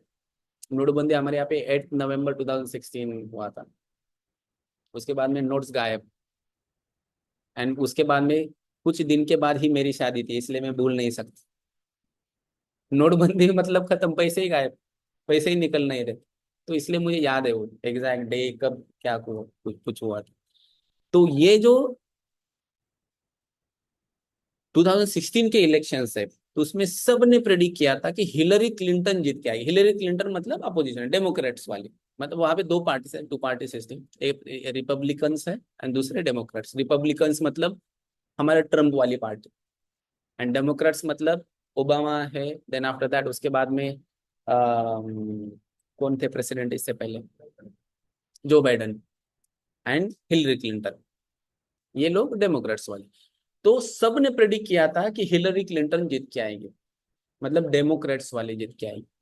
जब रिजल्ट आया सब शॉक थे कि डोनाल्ड ट्रंप जीत के कैसे आ सकते हैं। शॉक तो इस बार भी हुए थे लेकिन उतना नहीं, उस टाइम पे बहुत शॉक हुए थे। किसी को समझ में ही नहीं आ रहा था कि ये कैसे जीत सकता है आदमी। ये आज नहीं पागल हुआ, ये पहले से ही है। इसलिए उस टाइम पे भी लोगों को लगता कि ये कैसे जीत के आएगा। तो हुआ था क्या, उस टाइम पे एक कंपनी थी, यूके बेस्ड कंपनी थी, कैम्ब्रिज एनालिटिका। कैम्ब्रिज एनालिटिका, इन्होंने क्या किया, इन्होंने डेटा लिया। कौन सा डेटा? फेसबुक का डेटा, यूएस में लोगों का डेटा। उन्होंने लोगों पे बम्बार्ड किया। मतलब let's say for example I am pro Democrat, मतलब मुझे ऐसा, मतलब समझ में आता है उनको, अगर मेरा फेसबुक का डेटा, उस टाइम पे फेसबुक बहुत चलता था, अगर मेरा डेटा आपके पास है फेसबुक वाला, तो आप भी जान सकते हैं कि मैं I am align to Congress और I am align to BJP, जान सकते हैं आप आराम से। उन्होंने ये एनालाइज किया। तो अगर मैं वहां पे हूँ, यूएस का नागरिक हूँ वहां पे, तो उन्होंने देखा कि अरे ये तो डेमोक्रेट वाला आदमी, तो उन्होंने फेसबुक को यूज करके मुझे ऐसे पोस्ट दिखाने स्टार्ट किए। तो मुझे लगा कि अरे, अमेरिका को अगर ग्रेड बनाना है तो मुझे ट्रम्प को ही वोट करना पड़ेगा, अदरवाइज अमेरिका डेंजर में है। ये बम्बार्ड किया गया लोगों के ऊपर, एंड ये पहली बार था दुनिया में, ऐसा पहली बार हुआ दुनिया में कि इस लेवल का। एक्चुअली ये मतलब फ्रॉड वैसे एग्जैक्टली नहीं बोल सकते, but it is not legal. तो लोगों को बम्बार्ड किया गया, एंड जब रिजल्ट आया तब लोगों को शॉक लगा कि ऐसे कैसे हो सकता है, बिकॉज सारे एनालिस्ट थे उनको लगता था कि हिलरी क्लिंटन आएंगे। तब बाद में पता चला कि ये कंपनी उसके पीछे है। तो ये कंपनी ने फेसबुक को साथ लेके ये पूरी गड़बड़ कर दी। बाद में उनके ऊपर एलिगेशंस लगे, मतलब अगर आपने देखा होगा मार्क जुकरबर्ग वगैरह, उनको बुलाया गया था। तो अमेरिकन जो कांग्रेस है, कांग्रेस मतलब जैसे हमारे यहाँ पे लोकसभा होता है वैसे, तो वहां पे बुला के उनको काफी मतलब डिफिकल्ट क्वेश्चंस वगैरह पूछे गए। मतलब लिटरली ही वाज अबाउट टू क्राई, इतने डेंजरस क्वेश्चन थे वहां पे लोग डायरेक्टली पूछते हैं क्वेश्चन किसी को भी, उतना डेमोक्रेसी है। तो पूरा वायरल हुआ था। तो ये जो है ना, ये पावर है डेटा साइंस का। कैम्ब्रिज एनालिटिका एक डेटा साइंस की कंपनी थी। बाद में उसके ऊपर एक डॉक्यूमेंट्री भी है, द ग्रेट हैक, नेटफ्लिक्स पे है, आप देख सकते हैं। पूरा एक्सप्लेन किया उन्होंने कि उन्होंने कैसे कैसे क्या क्या किया, पूरा डेटा साइंस। बाद में सारे लोग यूज करने लगे। अब हम भी उतना होशियार होने लगे कि अगर कोई पोस्ट आता है तो हम पहले देखते कि ये रियल हो सकता है कि नहीं हो सकता। अगर ये XYZ टीवी चैनल है तो हम बोलते कि अरे ये तो फेक ही कहलाता है, उसको हम इम्पोर्टेंस नहीं देंगे। अगर कोई XYZ PQR कोई दूसरा चैनल है तो हमको पता होता है कि वो मतलब जेन्युइन चैनल है, तो उसको हम बिलीव करते हैं। लेकिन उस टाइम पे पहली बार था, फंस गए लोग 4 साल के लिए। तो that is this is what data science can do, it can do anything. तो डेटा का पावर है ये पूरा। तो उस टाइम पे ट्रम्प बने, अगर उस टाइम पे ट्रम्प ना बने होते प्रेसिडेंट, तो ये दूसरी बार भी नहीं बनते, दूसरी बार भी नहीं बनते, ये कभी भी नहीं बनते, इसका मतलब प्रेसिडेंट। एनीवेज, तो ये है power of data science. Clear? ठीक है, this is what data science can do. अब ये जो डेटा साइंस है, इसमें ये कौन कर सकता है डेटा साइंस, मतलब ये अगर मुझे डेटा साइंटिस्ट बनना है तो who can get into data science. तो ये थोड़ा सा मैं आपको एक्सप्लेन करता हूँ, बिकॉज ये एक्चुअली मैं जो एक्सप्लेन कर रहा हूँ ये फ्रीक्वेंटली आस्क्ड क्वेश्चंस है, FAQs है, जनरली लोगों के दिमाग में क्वेश्चंस होते हैं, वो मैं एड्रेस कर रहा हूँ। तो who can get into data science? देखो, आपका एजुकेशन जो बैकग्राउंड है डजेंट मैटर। पहली चीज तो educational background, educational background. Try to understand there is no any requirement of educational background. अब यहाँ पे एक मिथ मैं आपको बताता हूँ, बहुत बड़ा मिथ है, एंड वो फ्रॉड चल रहा है महाराष्ट्र में स्पेसिफिकली, मुझे पता नहीं बाहर कैसा। मिथ ये है कि data science is branch of computer science, मतलब डेटा साइंटिस्ट मतलब एक आईटी इंजीनियर या तो कंप्यूटर साइंटिस्ट होता है। दैट इज रॉन्ग, ये मिथ है। अब लोगों को ऐसा क्यों लगता है, वो भी उनको इसलिए लगता है बिकॉज डेटा साइंटिस्ट भी कोड लिखता है इसलिए। अब हमारे लिए, हमारे यहाँ पे ऐसा कल्चर है कि सिर्फ आईटी इंजीनियर ही कोड करता है। हमारे यहाँ पे वो कल्चर है कि सिर्फ डेटा साइंटिस्ट करे, सॉरी सिर्फ आईटी इंजीनियर कोड करेगा। रियलिटी में ऐसा नहीं है, कोड कोई भी कर सकता है। अगर आपने अच्छे अच्छे पेपर्स निकाल के देखे ना, रिसर्च पेपर्स, तो सबसे बढ़िया कोडर्स आपको मैथ्स वाले लोग दिखेंगे। आप सारे देखो पेपर्स निकाल के, कंप्यूटर साइंस के सारे रिसर्च से देखो आप, इलेक्ट्रिकल इंजीनियर इनिशियल वाले देखो आप, electrical engineer, mathematicians, Alan Turing he was mathematician. तो ये कंप्यूटर साइंस का ब्रांच नहीं है, ये सिंपल मैथमेटिक्स है, ये सिंपल कैलकुलेशंस है। हमें कंप्यूटर इसलिए लगता है बिकॉज हम कंप्यूटर का कोडिंग इसमें यूज करते हैं, हमें ऑटोमेट करनी है ना चीजें, इसलिए कोड लिखते हैं, दैट्स इट, मैन्युअली थोड़ी करेंगे। बट ये कंप्यूटर का ब्रांच नहीं। अब हमारे यहाँ पे एजुकेशन सिस्टम हमारा इतना डेंजरस है, उनको लगा कि अरे ऐसा ऐसा है तो निकाल दिए उन्होंने ब्रांचेस। एक एक कॉलेज में 10-10 ब्रांचेस हैं। कंप्यूटर साइंस आईटी तो है ही, एआईडीएस एक ब्रांच, दूसरा ब्रांच एआईएमएल, तीसरा ब्रांच ओनली एमएल, तीसरा branch CS plus ML, fourth branch. ऐसे उन्होंने सिर्फ परम्यूटेशन कॉम्बिनेशन लगा के ब्रांचेस के नाम दिए।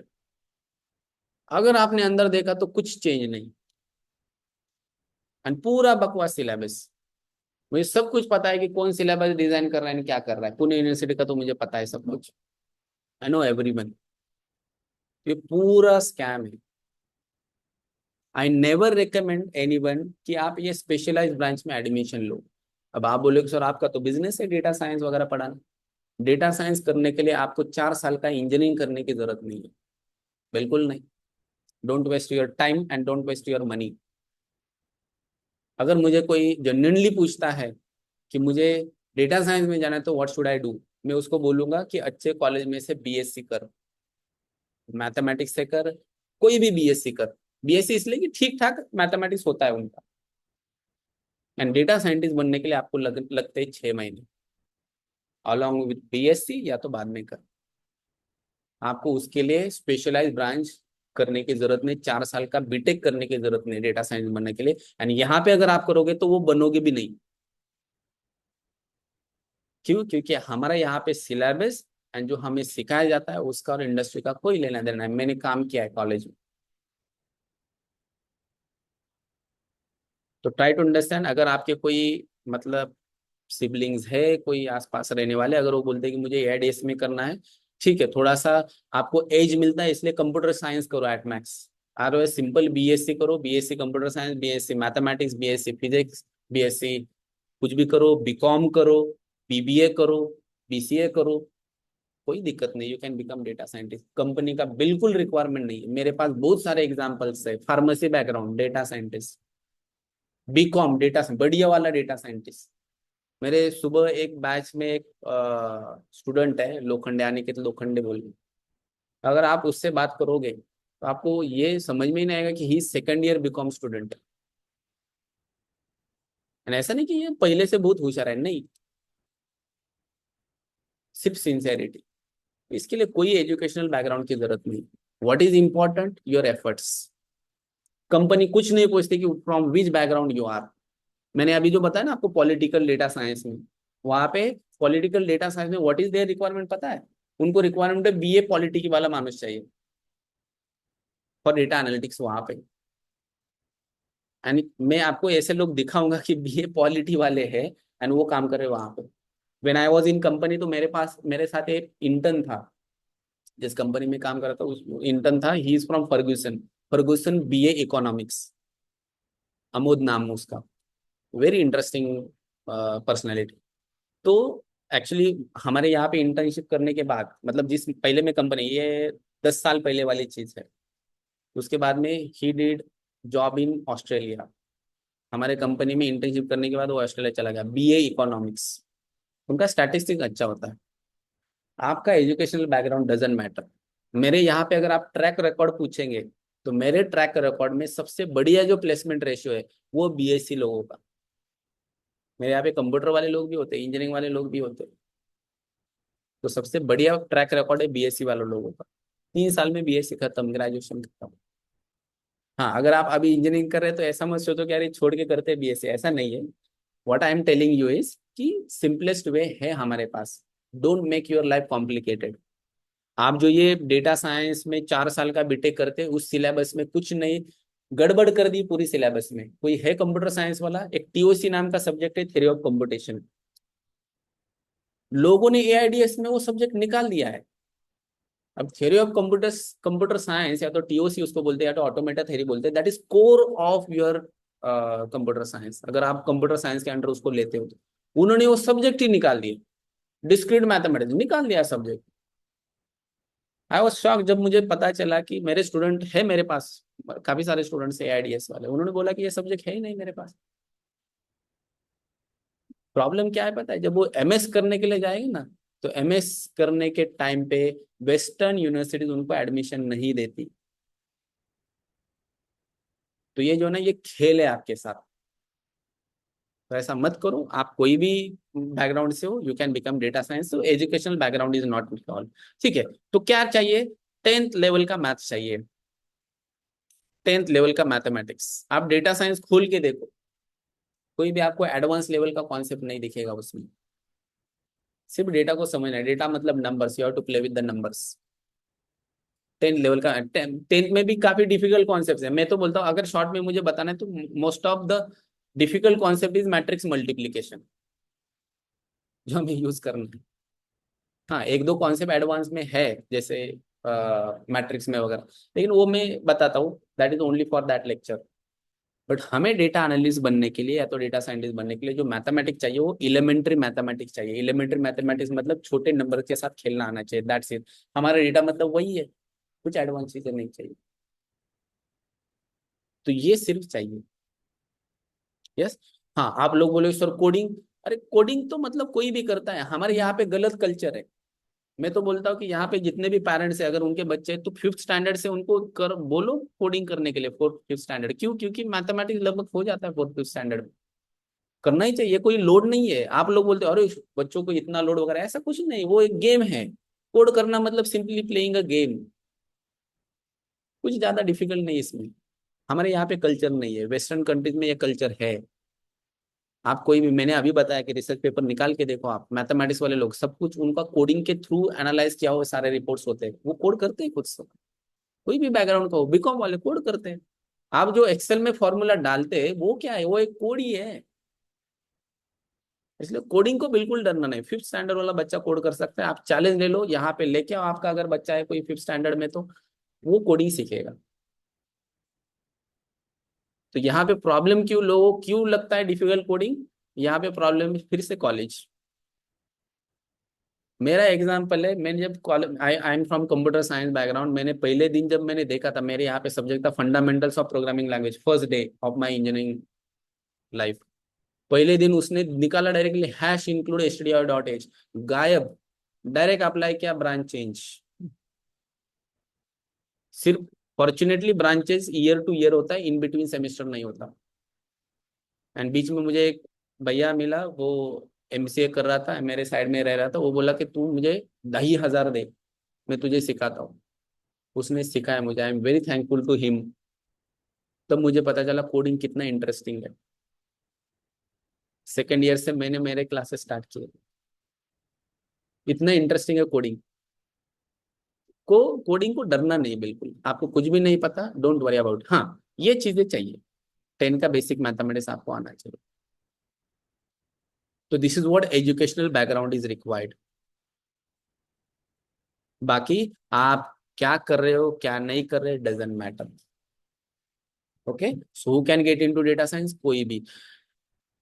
आप कंपनी में जाके जो सीनियर लेवल पे जो काम कर रहे हैं आज डेटा साइंस में, वो निकाल के देखो, आपको सारे नॉन आईटी वाले दिखेंगे।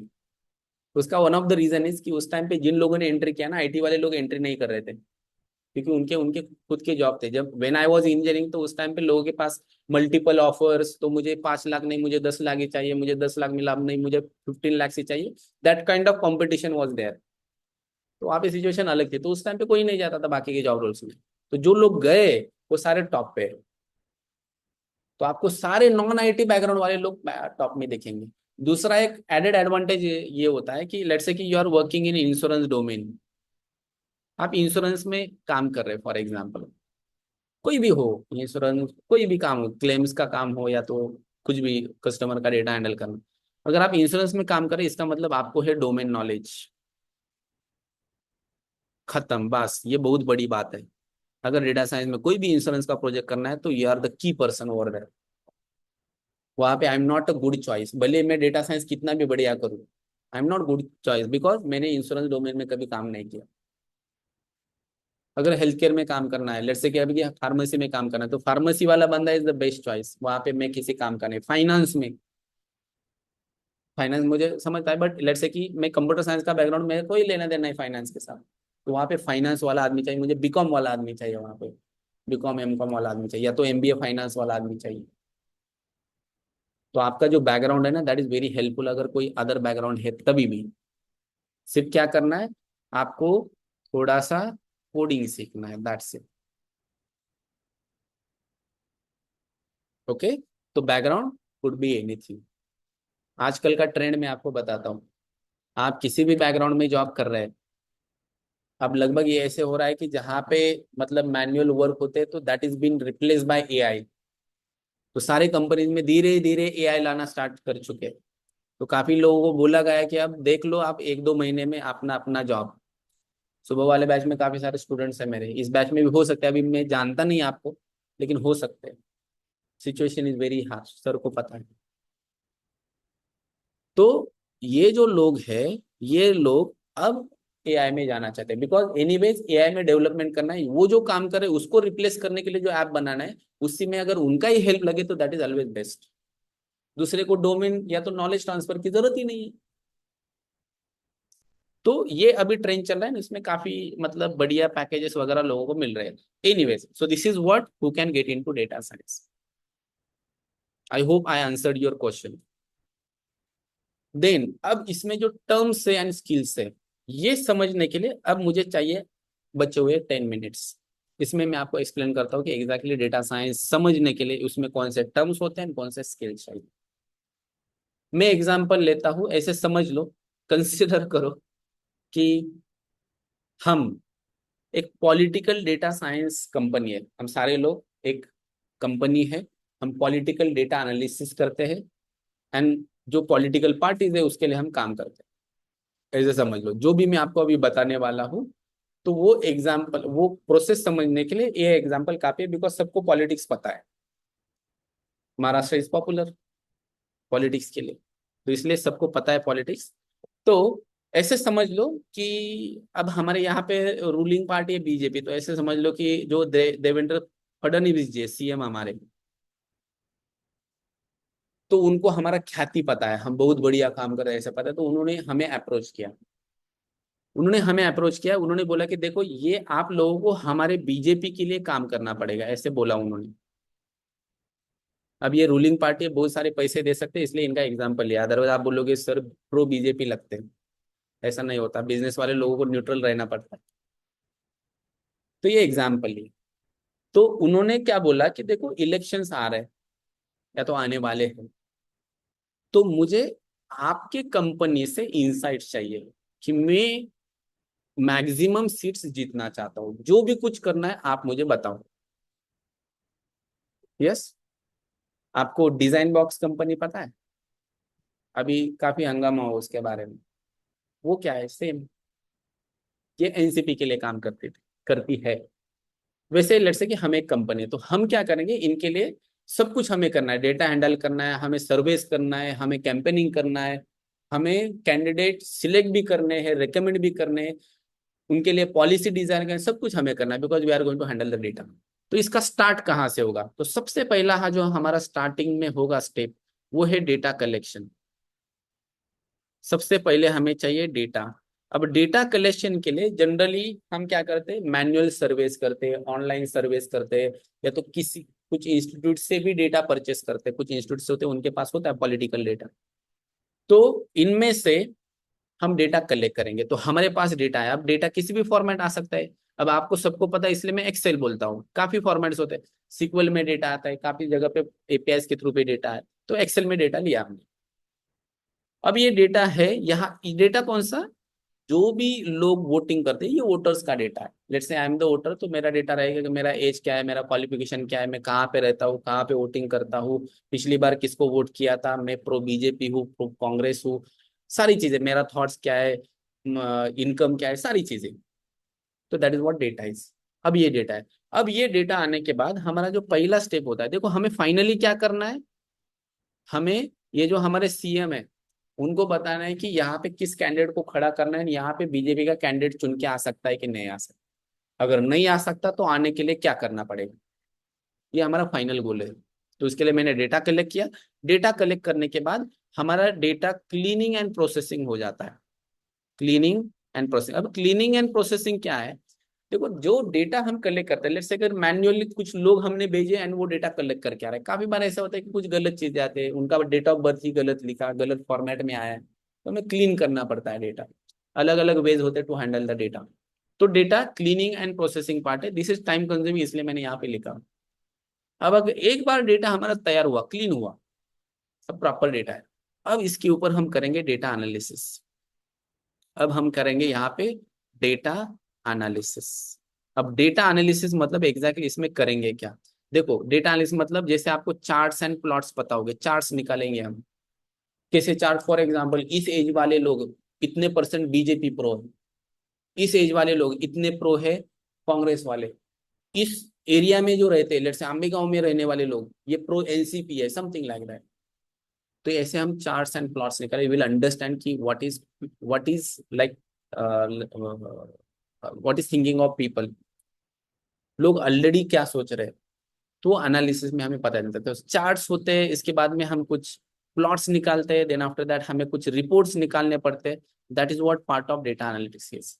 तो data analytics is about existing data. तो हमें एग्जिस्टिंग सिचुएशन पता चलती है डेटा एनालिसिस में। सबको एनालाइज किया हमने, हमें सबको पता है कि किसका क्या बोलना है क्या नहीं है। अब इसके बाद में हमें अब प्रेडिक्ट करना है कि ठीक है, this is what the situation is. अब हमें प्रेडिक्ट करना है कि कौन जीत के आएगा, उसको हम बोलते हैं predictive analytics. That is called as predictive analytics. कौन जीत के आएगा वो देखने के लिए प्रेडिक्टिव एनालिटिक्स। मतलब क्या है कि ठीक है, this is what the situation is. मतलब मैंने देखा आंबे गांव में क्या इशू है, तो लोगों ने बोला कि पानी का इशू है। ये सब कुछ हमारे पास डिटेल्स है। एग्जिस्टिंग जो आपके एमएलए थे उसके बाद में आप हैप्पी है नहीं हैप्पी, वो भी डेटा हमारे पास है। कौन जीत के आना चाहिए इसका भी डेटा हमारे पास है। सारे एज वाले डेटा लिया, सब कुछ लिया हमने। अब इसके बेसिस पे हमें प्रेडिक्ट करना है कि यहाँ पे कौन जीत के आएगा। अब देखो प्रेडिक्ट मतलब वी आर प्रेडिक्टिंग, मतलब हम फ्यूचर का बोल रहे हैं कि आगे जाके कौन जीत के आएगा। इस प्रेडिक्टिव एनालिटिक्स के लिए हमें machine learning, deep learning and AI लगता है। AI, deep learning, machine learning के मॉडल, अब एग्जैक्टली इनमें क्या डिफरेंस है वो देखेंगे आगे जाके। तो ये हमें प्रेडिक्टिव मॉडल्स बना के देते हैं जो प्रेडिक्ट करेंगे कि कौन जीत के आएगा। अब इसके ऑब्वियसली पीछे मैथमेटिक्स ही है। That is what predictive analytics is. अब इसने ये भी बता दिया कि कौन जीत के आने वाला है कौन नहीं जीत के आएगा। ऑब्वियसली कंडीशनल, अगर हमने लाड़की बहन योजना लॉन्च किया तो क्या इम्पैक्ट होगा, अगर नहीं इम्पैक्ट हो रहा है तो मत लॉन्च करो। दूसरा, हमने योजना लॉन्च किया कि लेट्स से कि इस एरिया में है ना, फॉर एग्जांपल काफी सारे पीएचडी वाले लोग हैं, तो पीएचडी वाले लोगों के लिए क्या करो, एक स्कॉलरशिप अनाउंस करो। अब अनाउंस करने के बाद वो जीत के आएगा कि नहीं आएगा, आ सकता है, ठीक है कोई बात नहीं, तो हम बता देंगे सीएम को कि ये योजना लागू कर दो। वो बोलेगे दिखाओ रिपोर्ट, ये ले लो रिपोर्ट, ऐसा ऐसा हो सकता है। ठीक है, वो बोलेगे करते, कर दिया लॉन्च। ये सब कुछ बताया जाता है उनको। That is what analytics is. Ladki Bahin Yojana किसी का भी इसके रिलेटेड ऐसा नहीं था कि आंदोलन चल रहा है कि लाड़की बहन योजना चालू करो। लोग बाकी के योजना के लिए पीछे दौड़ रहे थे। कौन सी योजना, जैसे हमारा आंगनवाड़ी जो होते हैं, आंगनवाड़ी वाले काम करने वाले कौन बोलते हैं उनको, आशा वर्कर्स, बहुत आंदोलन किया नहीं। क्योंकि एनालिसिस किया है कि उनको देंगे तो कितना इम्पैक्ट होगा, लड़की बहन करेंगे कितना इम्पैक्ट होगा, पूरा एनालिसिस है। ऐसे नहीं कि ये एक दिन उठ के सब कुछ अनाउंस किया, नो, पूरा कैलकुलेशन है। तो that is what predictive analytics is. अब देखो ये तो हमने कर दिया, लेकिन अब ये जो सीएम है हमारे, वो क्या बोल रहा है कि देखो ये तो तू कर रहा है, लेकिन हर बार मुझे क्या करना पड़ रहा है, तुझे कॉल करना पड़ रहा है, पूछना पड़ रहा है कि ये क्या होगा वो क्या होगा। वो बोल रहा है कि मुझे ऐसा नहीं चाहिए, मुझे क्या चाहिए कि एप्लीकेशन चाहिए।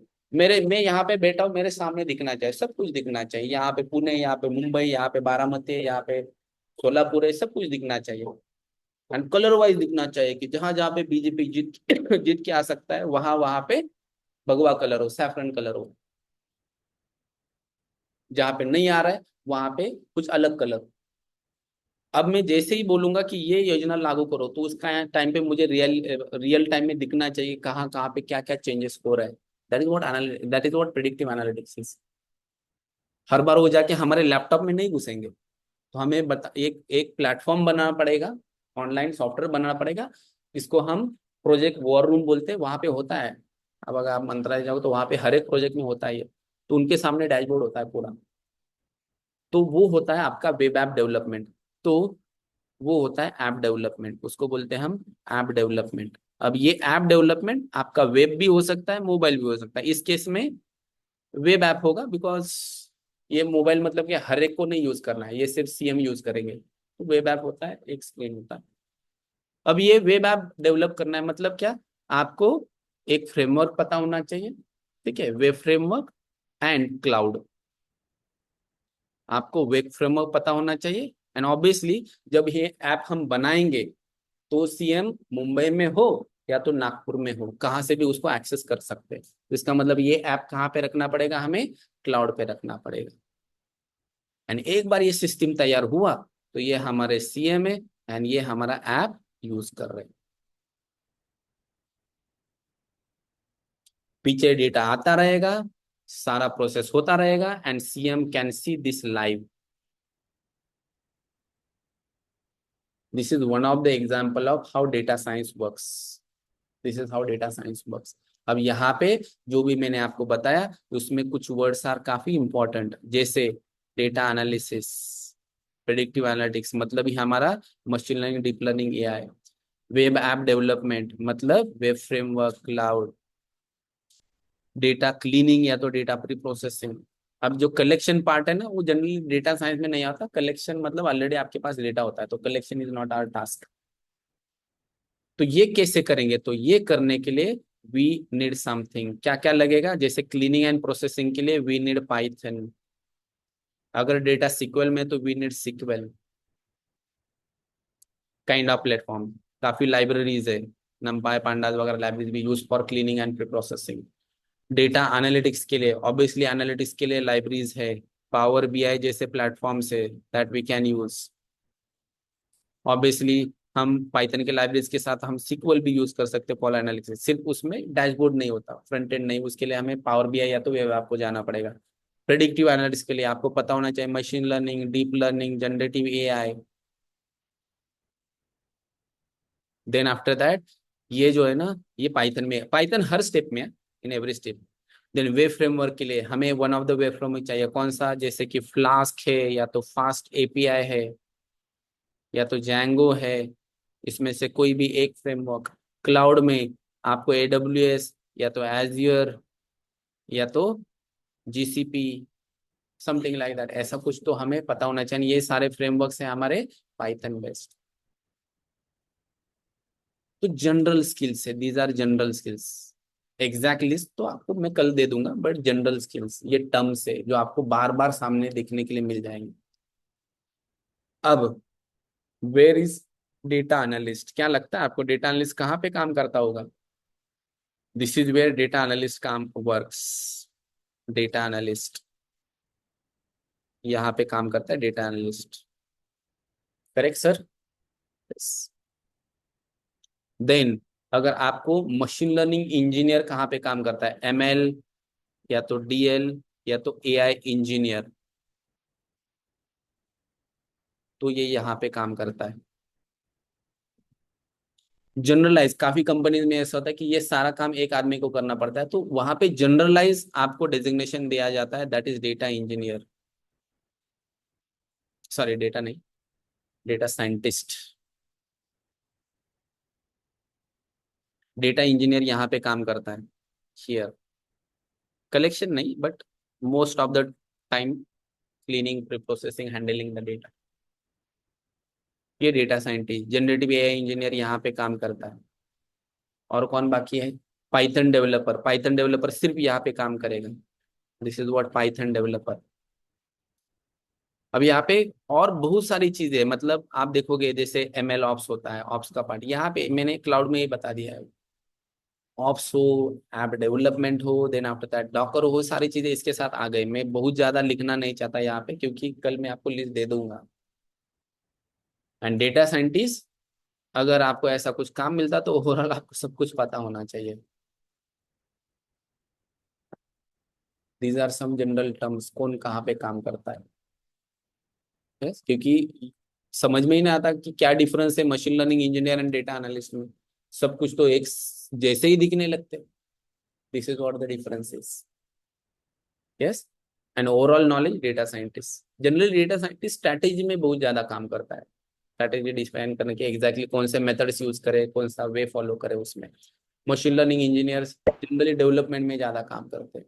तो ये धीरे धीरे आपको और क्लियर होता जाएगा। This is bird eye view. तो ये कुछ टर्म्स है and the skills that you need to have to become a data scientist. अब अगर आपको सिर्फ डेटा एनालिस्ट बनाना है तो उतना सिर्फ सीखा तभी भी चलता है। आपको सिर्फ पाइथन डेवलपर बनना है तो सिर्फ उतना सीखा तभी भी चलता है। बट आजकल जो ट्रेंड है इन जनरल, आप कोई भी ऐप ले लो उसमें एआई है, तो एआई का नॉलेज होना ऑलवेज बेटर। तो ये इन जनरल पार्ट है। अब हम क्या करेंगे वो कल के लेक्चर में देखेंगे। इसका स्क्रीनशॉट आपके पास होना चाहिए, तो इसका फोटो ले लो।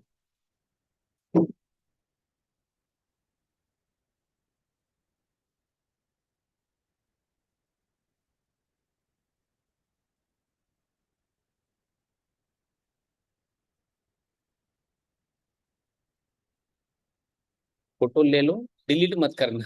मैं बताऊंगा इसका करना क्या है, जब तक नहीं बताता तब तक डिलीट मत करना, ये रहने दो आपके पास। अब कल के लेक्चर में हम एग्जैक्टली देखेंगे कि डेटा साइंटिस्ट बनने के लिए क्या करना पड़ता है।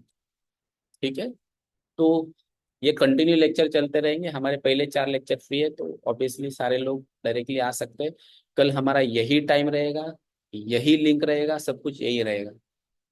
यस, अब आज के लिए हम रुकते हैं। किसी को कुछ डाउट है, इश्यूज है, please ask, otherwise you can leave for today. Hello hello sir, software engineering करता